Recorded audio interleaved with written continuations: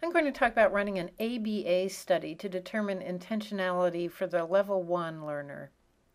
This table shows a generic path from one level to the next based on the 7 levels of the communication matrix. I've posted this table by itself on the community forum. We want to push the learner to gain new communication skills level by level. We're at the pre-symbolic level now. Let's talk about the individual who is currently functioning at level 1. This learner isn't yet in control of motor behaviors, facial expressions, or vocalizations, or at least it's not clear that she has control over those behaviors. The problem is that the learner hasn't yet realized control over her own behaviors, or she may have some purposeful behavior, but it's so subtle or so infrequent that its intentionality isn't clear. Let's say we want to push this learner towards level 2. Our general strategy will be to make the environment, both the physical and social environment, very responsive to the learner's movements, sounds, facial expressions, etc.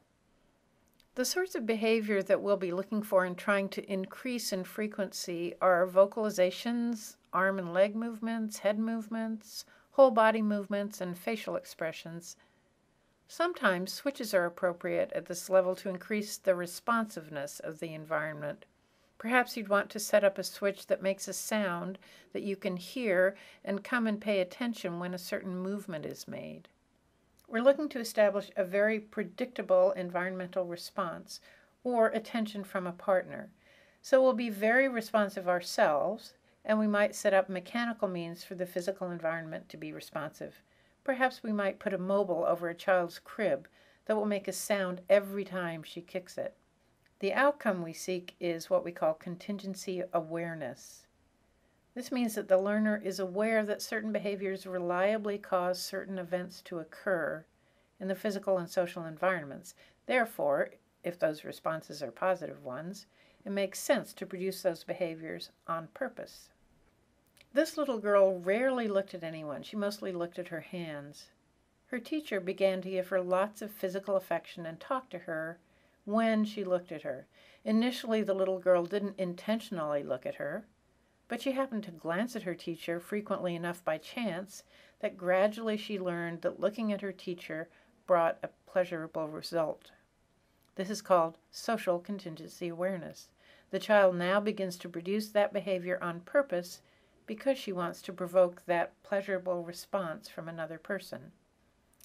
Since the learner's behavior is not clearly purposeful and it may be very hard to read at level 1, it's really important to take data to try to substantiate your decision as to whether a specific behavior is purposeful or not.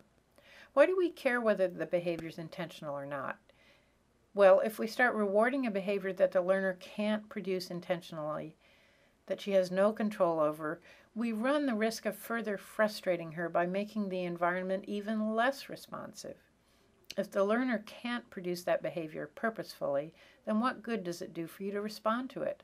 The learner doesn't have the ability to produce it on purpose, so she can't use it to elicit your response, no matter how pleasurable it is.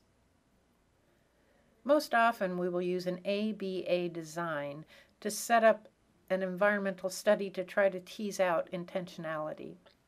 Let's look at an ABA design. Pick out a behavior that would make a good means of communicating and that you think the learner may be able to produce intentionally. Let's pick vocalizing.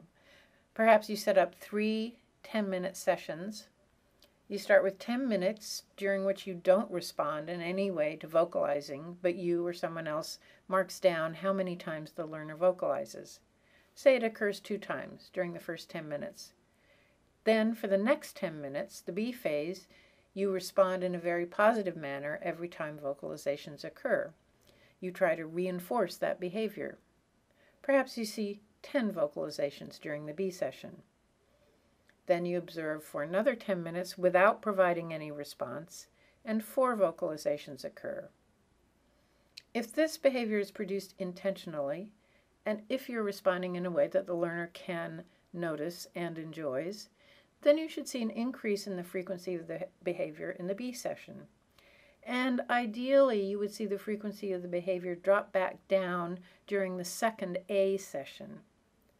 It might not completely level off because the learner might start off this session expecting a response from you and have to figure out after a few attempts that nothing's happening now after she vocalizes.